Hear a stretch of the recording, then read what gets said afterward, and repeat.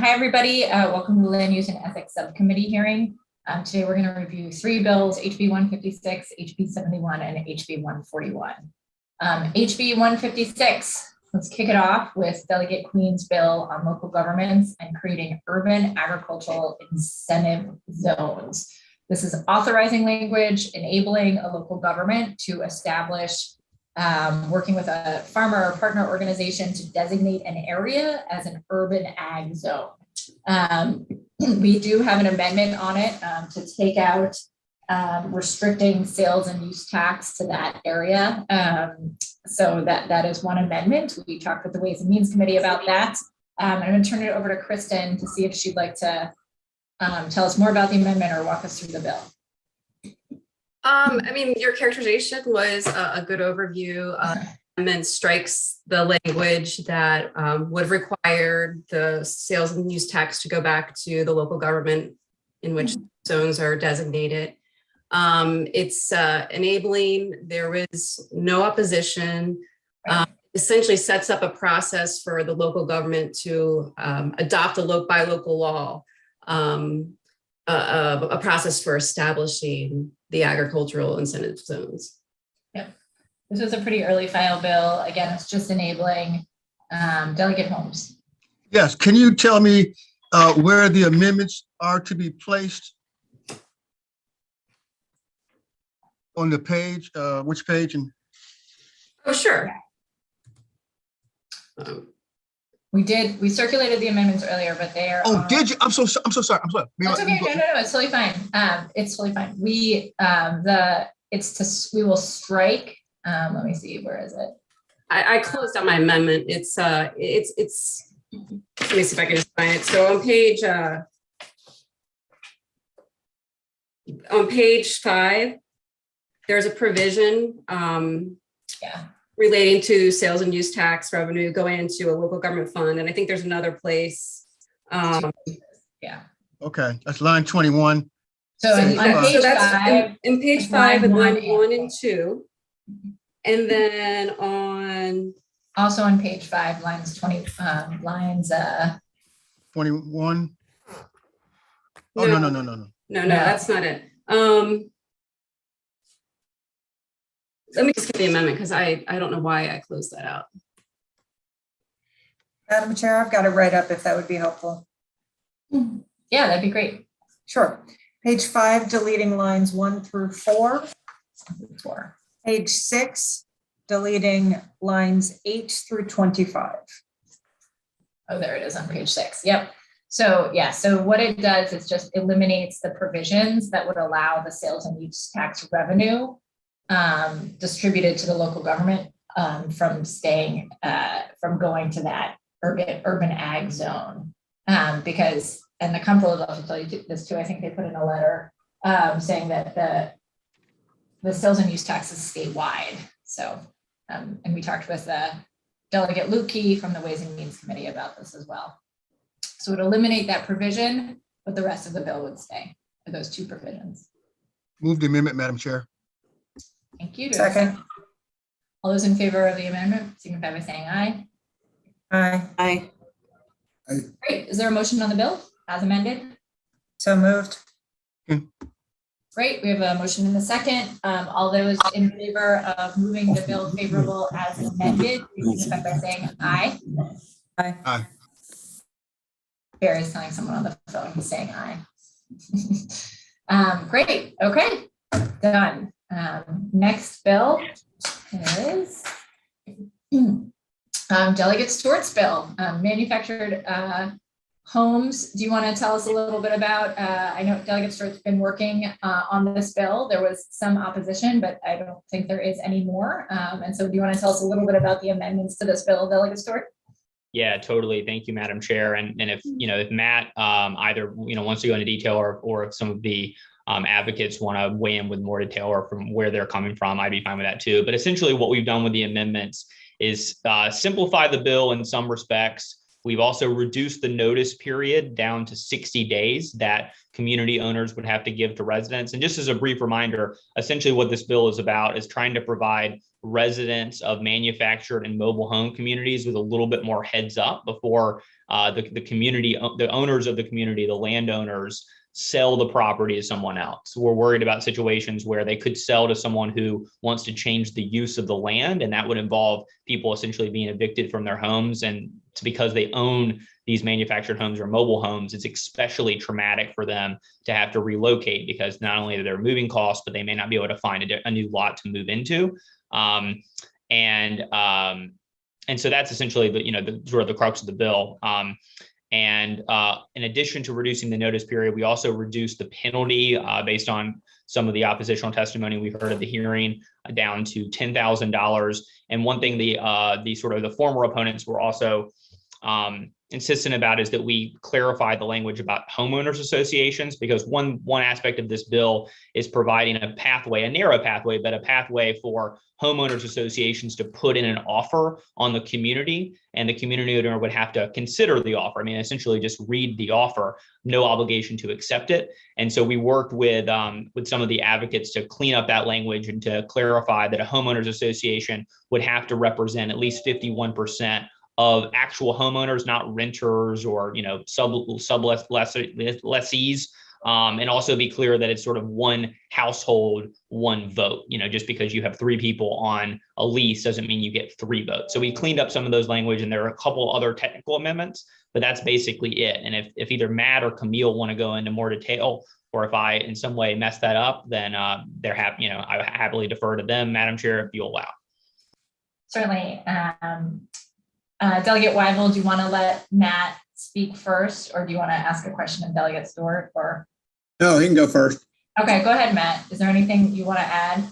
No, actually, the characterization provided by Delegate Stewart was very comprehensive. I'd just say generally the amendments strike any changes to state law in the bill as introduced that would deal with the conversion of manufactured homes from personal to real property.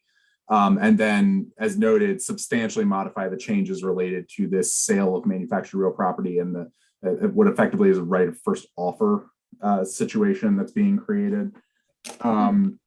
There were some last minute amendments which the members of the subcommittee would have received in an email.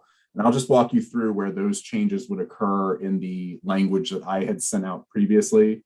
So the draft of the amendment I'm working from is HB 71 663 8231.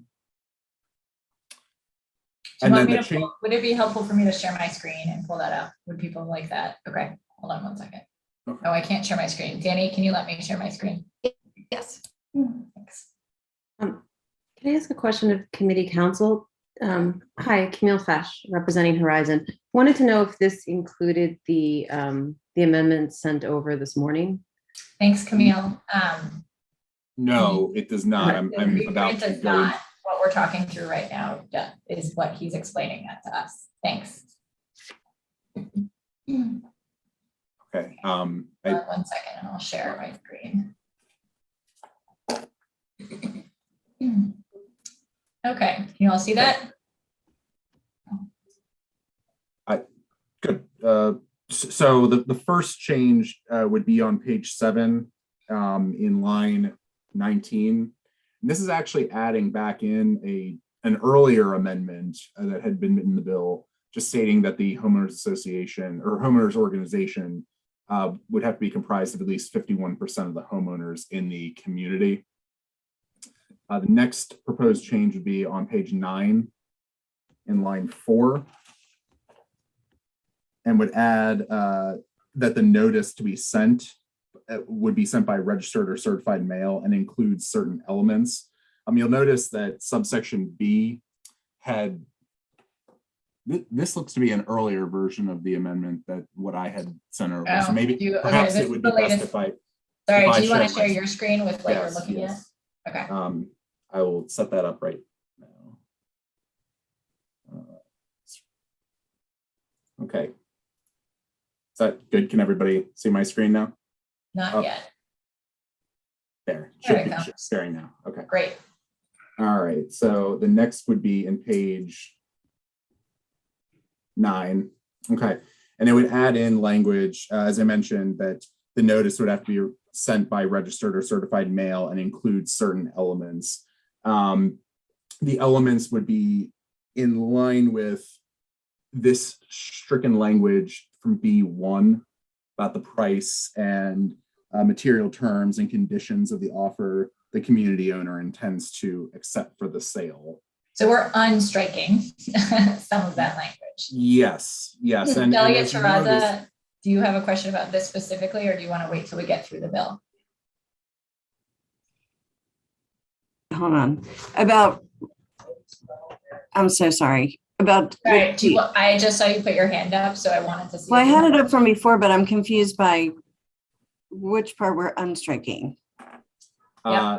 It would be not necessarily unstriking, but the language that would be added would be similar based on my analysis to the lead-in in B, so that notice required under subsection A shall be sent by registered or certified mail and include the following information.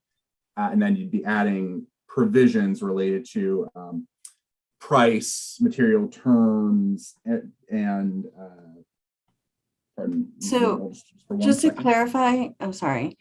So to clarify, what we're seeing crossed out is not going to be crossed out?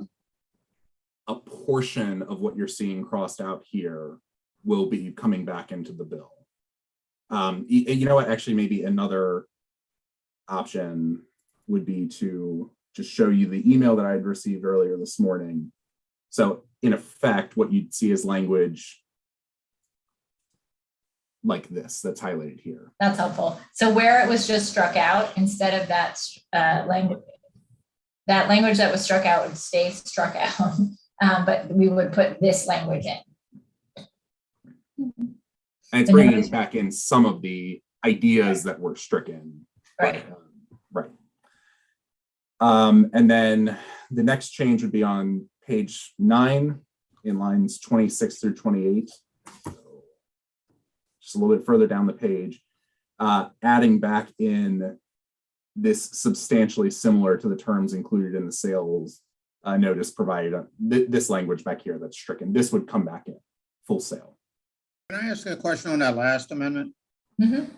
Yeah. So the owner of the park has to disclose to the, if I'm reading it right, the owner of the park has to disclose to the owners of the mobile homes what the terms of this sale are? Yes, in effect, price, well, let me just pull, sorry to have to go between multiple. What is the purpose of that disclosure? I mean, Well, so he's subsequently, he's in a negotiation with a seller and a buyer, and then we're disclosing it to unrelated parties. Doesn't that kind of, I don't know, just. so under the Aren't bill, they the also homeowners- making, or don't they also have the ability to make an offer? the homeowners organization under Yeah. the bill would have the ability to make an offer. So you're requiring the seller to disclose the terms of the other agreement with people who potentially also would make an offer. It just seems like it's just not a fair way to barter or negotiate a sale. The offer. If I'm selling a piece of property, I don't disclose my sale price to another potential buyer. I see there's a lot of hands raised, so maybe it might be best to go to some of those groups, but I will note that the offer would have to be substantially, that the homeowners organization would be making would have to be substantially similar to the provisions of what the community owners already received. Delegate Stewart, do you want to answer Delegate Weidwall? Yeah, I just wanted to know, it's a good question. It's an interesting topic. I just wanted to know, first of all, I neglected to mention at the front that I really appreciate all the work that all the sort of former opponents, including Camille Fesh, put into the bill. And, there's no longer any opposition to the bill. And so I just wanted to, on the point about the fairness to the property owner, I just wanted to give Camille an opportunity to speak just briefly on this one point, if she's willing to, because Sure. Obviously we worked with, one of the major property owners on crafting these amendments. Sure, go ahead. Camille. Sure. Thank you, Madam Subcommittee Chairman. Camille Fash, representing Horizon, which owns a number of manufactured housing communities in the state and in other states. So the purpose of this would be that the notice would actually have some meaning so that the residents and the homeowners association would have the ability to understand what a comparable offer would look like. We need to make sure that they understand, and this would include the general price and the material terms and conditions. This would sort of be what is the initial framework of what a deal would look like. It wouldn't be all the specifics, and it certainly would not include the due diligence, which is where you would find out some of the specifics potentially about your neighbors, rent rolls and such. So this would simply be the price and material terms and conditions, and felt that if this is going to be meaningful legislation, then the notice has to be meaningful that is given to the homeowners association. And this would be, because it's a commercial transaction, not necessarily, it's not an individual residential transaction. Right. Okay. Delegate Love or Delegate Weibel, do you have another question? Your hand's still up. Yes, I do. Okay.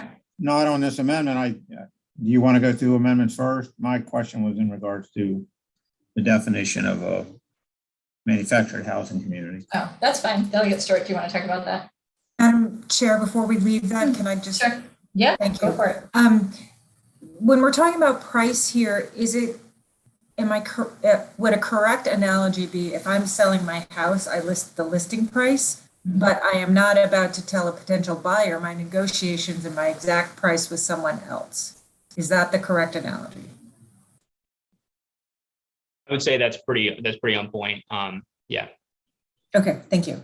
So it just says price. That's pretty broad. So it's listing price, not agreed upon sale price. It's basically the idea here is that the notice is provided 60 days before the parties sign in a binding agreement on the dotted line. What typically happens in these types of transactions, based on my understanding, my conversations with the advocates, with Camille, is that there is sort of an agreement in principle that the parties often form, sort of a memorandum of understanding with kind of like some basic parameters around what the price might look like, what some of the terms might look like. That's what would be sent to the residents in the notice, but it's not the sort of final agreed upon price, because the whole point here is that the residents are going to get 60 days notice before there's anyone is bound by a contract. Okay. And did you want to go back and ask your question, Delegate Weibel? Yeah, so I have in my notes here that Delegate Stewart, you were going to go back and define what the minimum threshold was for a manufactured housing community or park. Could it be as low as one mobile home, or is it more than one, or what's the definition of a park? Yeah, I would defer to Matt there. My understanding is that that amendment was not going to be necessary because there's already a definition. Sorry, Matt, go ahead. Oh, no. So all I was going to mention was there was an amendment that was done with regard to the definition of manufactured housing community. But in the bill as introduced, there's language that a manufactured housing community means any property leased or held out for lease to two or more owners of manufactured homes for residential use. Now, the amendment added language saying that a manufactured housing community includes a mobile home park as defined in Title 8A of the real property article. And that would mean any property leased or held out for lease to two or more residents or prospective residents in that mobile home park setting. So it's fairly consistent with the definition provided here for manufactured housing community. So it's two or more residents or two or more housing units? For lease to two or more owners of manufactured homes for residential use. Okay, thanks. Thank you. And can I ask a question? Yes, you can, Delegate Clark. Thank you. First of all, I apologize for being late. I have my library people in here and we just ran over a few minutes. My question, going back to the issue with the community being able to make an offer on the property, is the property owner obligated to take No, the no, no. offer from the community? No. If even if it's substantially higher? Correct. I mean- Even if it's substantially higher, Yeah. no obligation whatsoever. No The only obligation. obligation, the only obligation, if it's a bona fide homeowners association. So if they go through all the hurdles that you see in the amendments, only if it's a bona fide homeowners association that actually has real buy-in, then the only obligation is for the property owner to quote unquote consider the offer. Just consider. They don't have to accept anything. Okay, so I mean, but that wouldn't trigger any kind of legal ability for the homeowners association if they say, well, he never really considered it.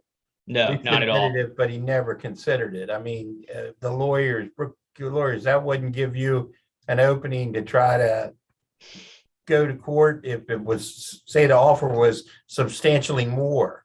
No, I mean, Nellie Clark, as you full well know, I'm a big believer in the free market, so we want, if we have community owners considering the offer, as long as they read them, we believe that the free market will take care of the rest, which is that the homeowners will do what's in their financial interest. They'll accept the offer when they think that it's genuinely better. And of course, this is much more than just price, right? And so if they think that the offer from the community owners is better holistically, they'll accept it, and that's great. And if they don't think that it's better after they duly consider it from a bona fide homeowners association and they decline it, that's also fine too. Yeah, because it could be just one parcel of a bigger parcel that that the owner will have a lot more benefit by eliminating the homeowner's part and being able to develop the whole thing into something that's more profitable for him. So I just want to make sure we're not going to back anybody into a corner and have No. No. We want people to be able to use the property and sell the property however they want. We don't want people to be dissuaded from offering this kind of housing because there are all these onerous requirements when you want to sell. And so that's why I'm so grateful for everyone working with me on the amendments, because we want to preserve these communities as a form of affordable housing. And part of that is making sure we're not having unintended consequences about shackling the community owners. And I think that the amendments strike, I think, a really fair balance. Okay, thank you. Okay, so Matt was going through, so the amended version that we sent around yesterday, Camille and her team sent around a couple additional amendments today that we forwarded to you before this hearing. What Matt is going through right now are those final amendments. So Matt, do you want to keep walking through? Sure. So I think where I left off was the language to pull back in this stricken language here that the offer must include terms substantially similar to the terms included in the sales notice, which we've been discussing. The next amendment would be to replace language that was that's been altered substantially on page 10. So it's just that language would come in here at C1. And as I understand the amendment being proposed, it would replace this language that refers to controlling at least 51% of the lots in the manufactured community with the language as you see here. And that's understandable, I'd say, because now part of the definition of a homeowners organization, which has this right of first offer, to be a valid homeowners organization, you would have to be include 51% of the owners in the community. Wait, I'm sorry, Madam Chair, can you just read out what it is? Because I'm having trouble going back and forth between the two documents. So if I'm looking at C1 here, is it just reinstating C1? No, C1 is here. No, from my understanding of what's being proposed here, and perhaps Camille could just confirm this, what would happen is you'd strike the language that you see here, the new C1 on page 10 of the bill at line 9. So that first bit of underlined language, you'd strike that and replace it with the during the 60 days identified in section 8B 403 of this subtitle. The community owner shall consider an offer to purchase the manufactured housing community by a homeowners organization. And I believe this might just be a typo. I think this is supposed to be if properly made in accordance That's Yeah. correct. This Properly section- made in accordance. Yeah, okay. Properly. If properly made, can you read that? Because I'm now crossing out what's there. If properly made in accordance. If properly made in accordance with this section, period. And so that would take the place of the language that says during 60 days identified in this section 8B403 of the subtitle, the community owner shall consider an offer to purchase the manufactured housing community by a homeowners organization if the homeowners organization provides documentation that it represents homeowners who lease or rent at least 51% of the lots in the manufactured housing community. Now, Because I that would already note- exists. Sorry. Is it because that already exists somewhere else? Well, so two things. One, to be a bona fide homeowners organization under the bill as amended, because language is being added back in, that a homeowners organization must be comprised of at least 51% of the homeowners in the manufactured housing community. I'd also note, and for this, I'll go just back to page 9, in this section, on notice of intent to sell provided by the community owner to the homeowners, a homeowners organization may offer to purchase the manufactured housing community by, and I just refer to the first paragraph here, providing documentation that the homeowners who lease or rent at least 51% of the lots in the manufactured housing community voted in favor of sending a proposal to the community owner. So that language that's in the amendment you have looks in some ways to be almost duplicative. Okay. So Yeah, All right. Thank you. yeah. great. That's really helpful. Camille. Yes, I'm sorry, on that part you just read, Matt, the purpose of the homeowners community is for the owners of the homes. So it needs to be that, actually, no, that's correct. So that want to make sure that we're dealing with the homeowners, and the owners of the homes have a valid lease or rent the property from the community owner. Just wanted to clarify that. Thank you. Yes, so again, this would be providing documentation that the homeowners, which is again a defined term in the bill, and as I understand it, would be the homeowners who lease or rent at least 51% of the lots. So you want to make sure that it's the majority of the lots, homeowners representing a majority of the lots. Yes. Right. Marvin, Delegate Holmes, sorry. Yeah, Marvin's fine. So it sounds as if in a mobile home park, and bear with me here for a minute, I'm gonna transfer my thought from a regular HOA to what is being considered a mobile home park. In a regular HOA, the HOA represents 100% of the community, right? So are you telling me that in a mobile home park, the organization can only represent 51% of the owners as opposed to a similar scenario in an HOA where it's 100% of the owners? I'm kind of confused on that point. No, Delegate Stewart, yeah. Well, Sorry, I just was going to say, as I'm reading this, because this idea of a homeowners organization is created under this bill, the homeowners organization would have to represent at least the 51%. Oh, okay. So let me see if I can. So in this bill, you are creating an organization, and in the creation of this organization, you're saying that in order to create this organization, 51% of the homeowners have to sign on to the creation of this organization. Am I understanding that correctly? Correct. Yeah. The goal would be for it to represent 100% of the people like a regular HOA does. We want it to be as inclusive as possible. We're just trying to create a bare minimum of 51%. And the reason the advocates were so insistent on that is because we don't want to have a situation where just like 3 people are like, okay, we're the homeowners association now, you have to consider our offer. So we're just trying to create a minimum floor, but the hope would be that this entity that we're creating, a homeowners association, would involve 90, 95, 100% of the homeowners in the community. If I can have a follow-up, Madam Chair. So once 51% decide they want to create this organization, you're calling it an organization, and I'm not sure if that means it has to go through ESDAD to form it legally but anyway, so the other 49% of the owners in this mobile home park must go along with the decision of the other 51%. Am I correct in that? Matt, you want to take that one about whether they would be bound?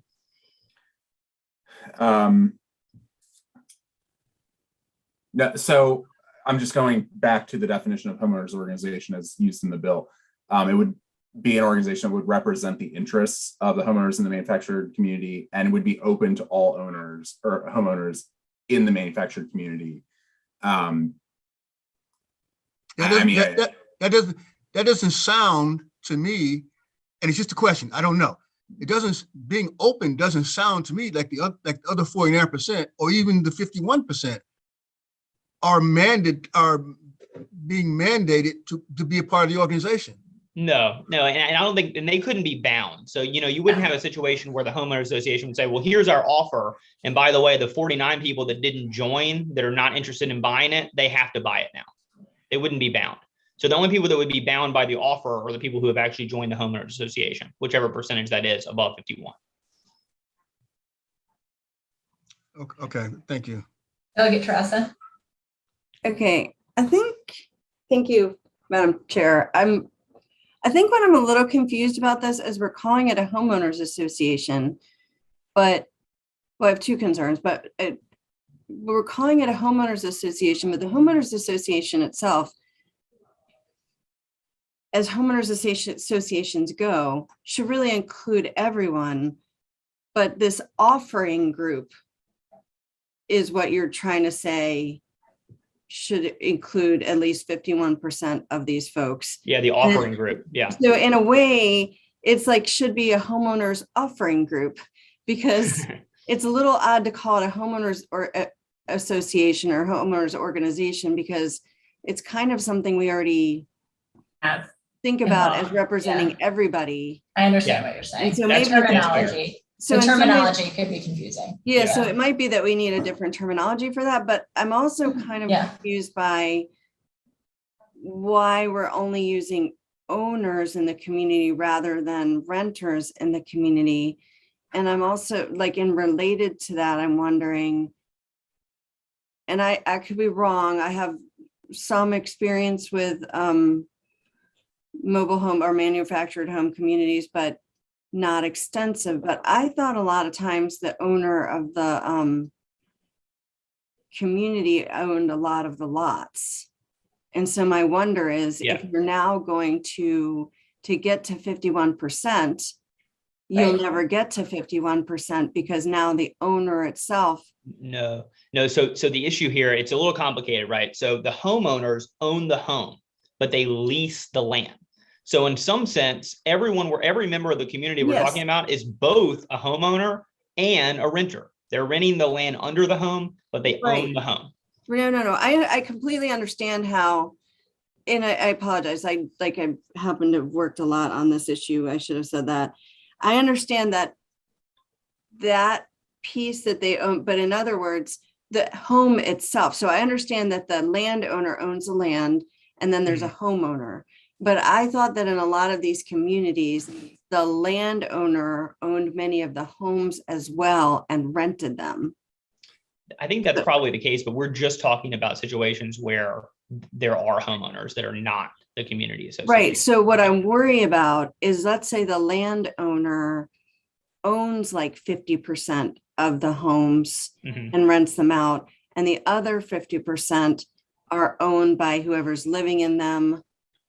Do you see what I'm saying? Yeah, I guess. Now, when you get to that threshold, if you don't include leasers, you've now made it impossible for the people living in the community to form this organization and Camille, do you want to make an offer? Do you want to take that one of how this stuff works? Sure, happy to. Delegate Teresa, it's two parts. One is you would need 51% of the homeowners in the community to form the organization. And then the homeowner organization, not association, but the homeowners organization. And then when the homeowners organization receives notice, the homeowners organization can then decide it wants to send a proposal to purchase the property. but you would need 51% of the lots, 51% of the lots to vote in favor of sending the proposal. And that would be to make sure that the majority of the owners of the manufactured housing community or mobile home park, depending on how it's defined in the code, are in favor of sending the proposal and in favor of wanting to purchase the park.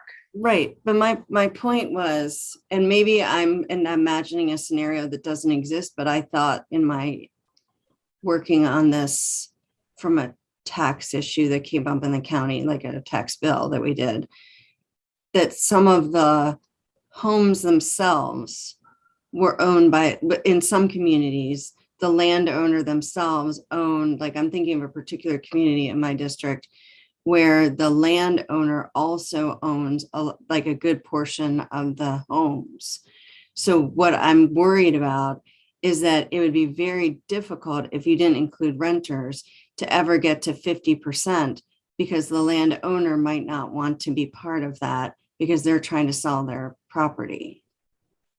Do you see what I mean? Like, let's say I own the land and I own 50% of the homes on there, or maybe I own 51% of the homes, then only 49% of the homes could ever form this organization and they could never make an offer.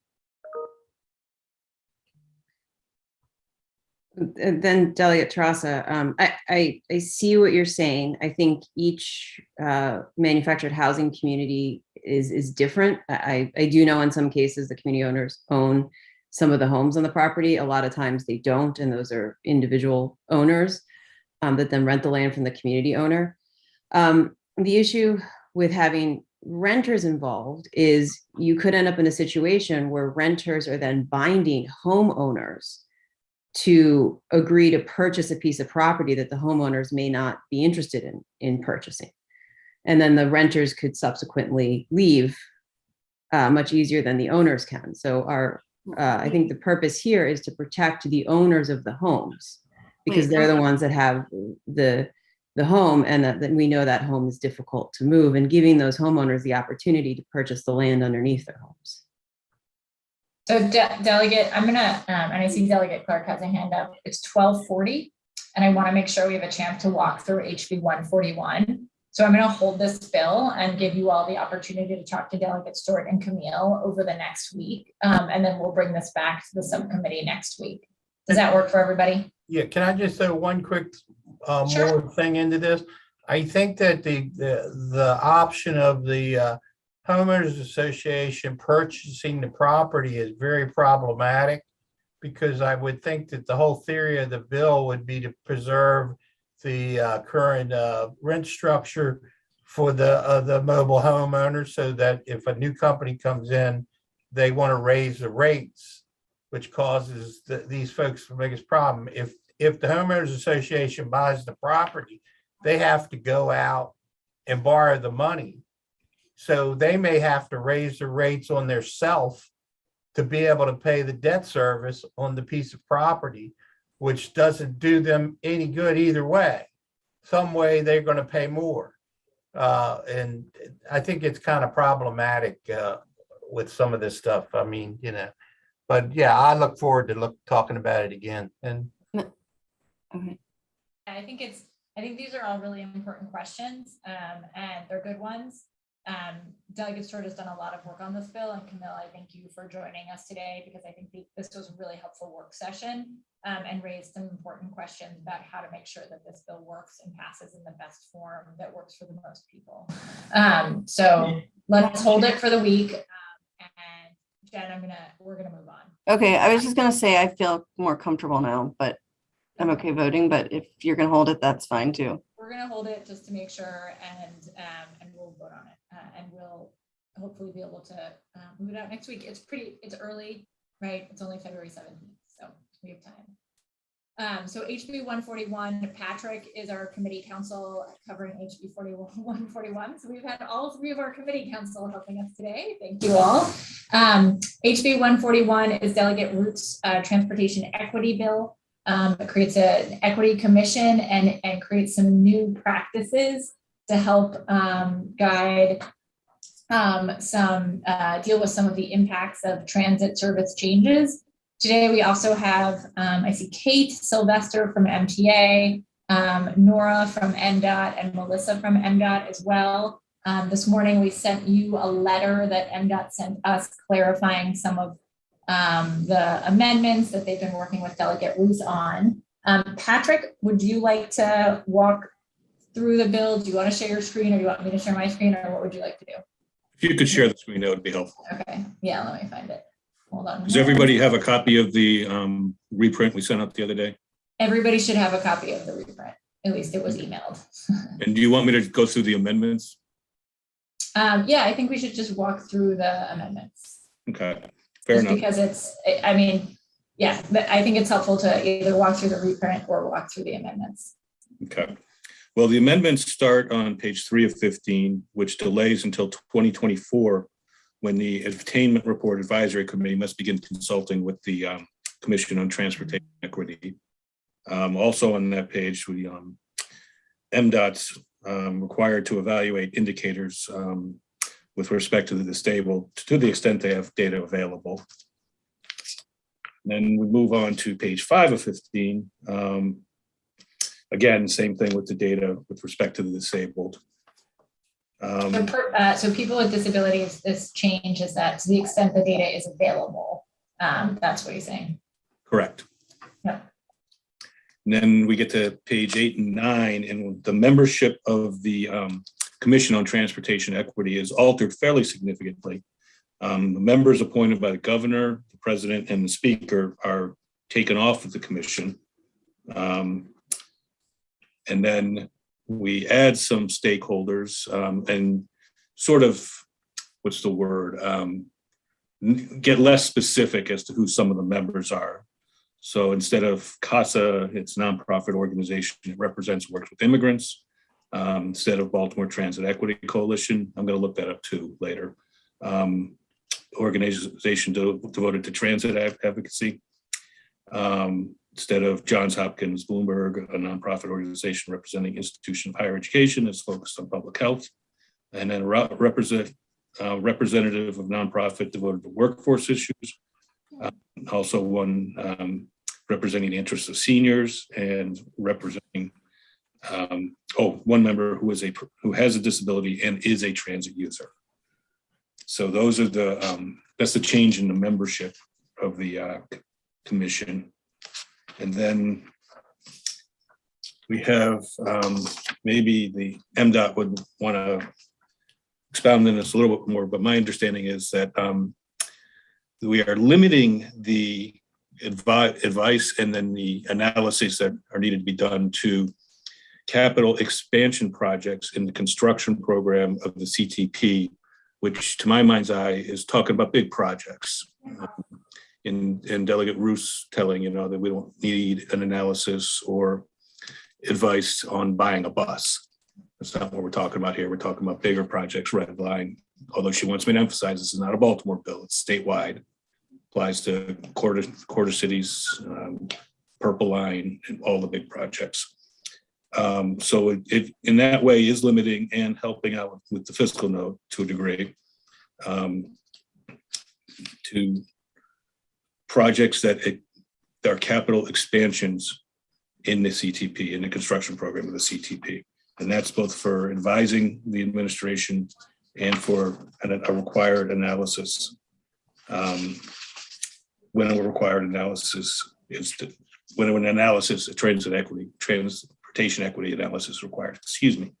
And then the final change is in the timing of the equity analysis to push it back to past the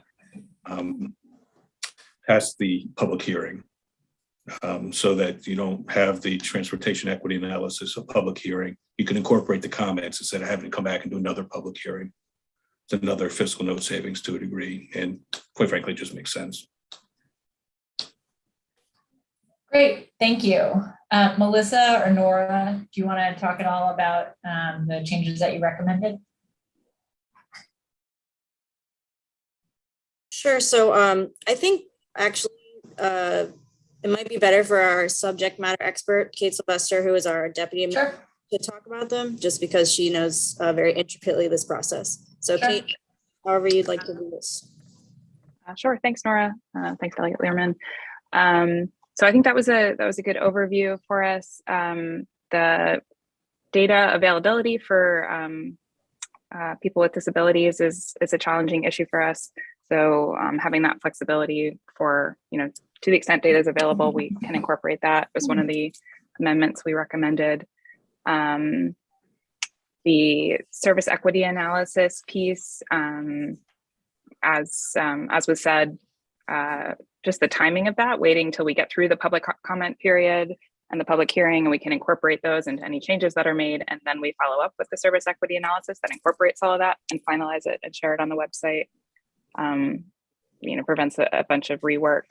And then the third piece is focusing on, for capital projects, focusing on capital expansion projects, sort of narrows the scope of that so that the potential number of analysis isn't quite so large. And I think that's really the projects that are probably of most interest, as was said. Great, thank you.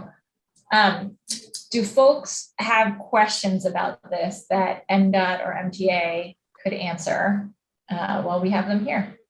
Delegate Tressa. Just a real quick question. Thanks, Madam Chair. Just curious why the data availability for people with disabilities is a challenge. Just curious. So there's some data available from the census, but when you want to break it down to specific geographies, there just isn't enough that you can take the census data down to that level.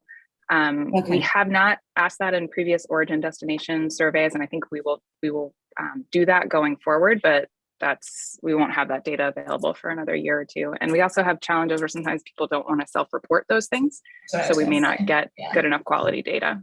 But don't you know that in terms of the I'm drawing a blank on the names of the other types of transit. Mobility? Right? I'm drawing.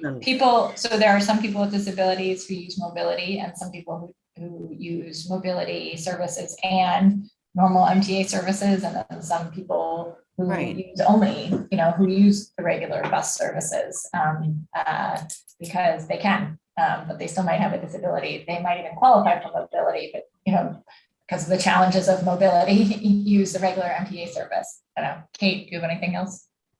No, I think that's a good overview. Another question? Do you have another question, or is that okay? Delegate Clark. Just one quick question for the ladies from MDOT and MTA. If this bill was to pass, how much or what kind of time frame could this cause in a delay to move a project forward? I mean, how much time is this going to add to the actual development of a project from the time it becomes the thought process to where you actually started to break ground and people could reap the benefit? Do you have any kind of feel on that? Yeah, so I think where we see the biggest potential for impacting the timeline is on service changes. So we make one major service change a year, and that's about a 12-month process from when we look at analyzing data to developing proposals and all the public comment process and incorporating that, developing schedules, and ultimately putting that service into place.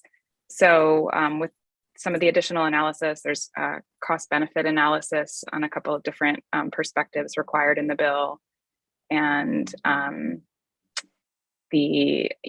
of the requirements around the posting of equity analysis and things like that.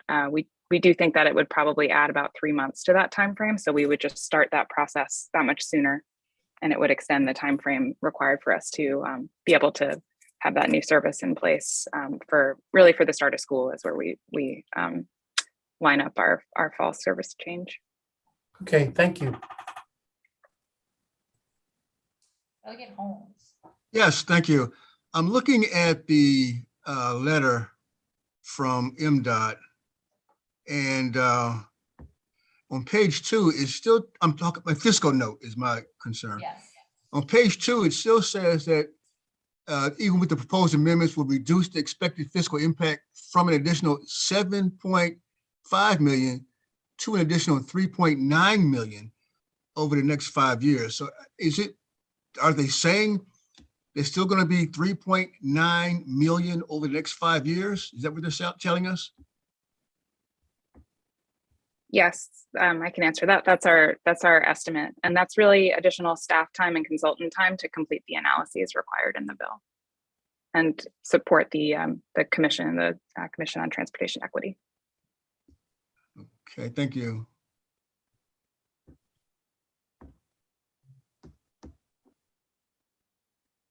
Great. Well, thank you all for joining us today. If folks have questions of Delegate Ruth about the bill, not necessarily about the fiscal note, which is still challenging, but about the substance of the bill, please bring them up with Delegate Ruth, and we will continue to talk this through. I think that's it. Any other questions for the good of the order from the subcommittee? We'll see you all in 7 minutes.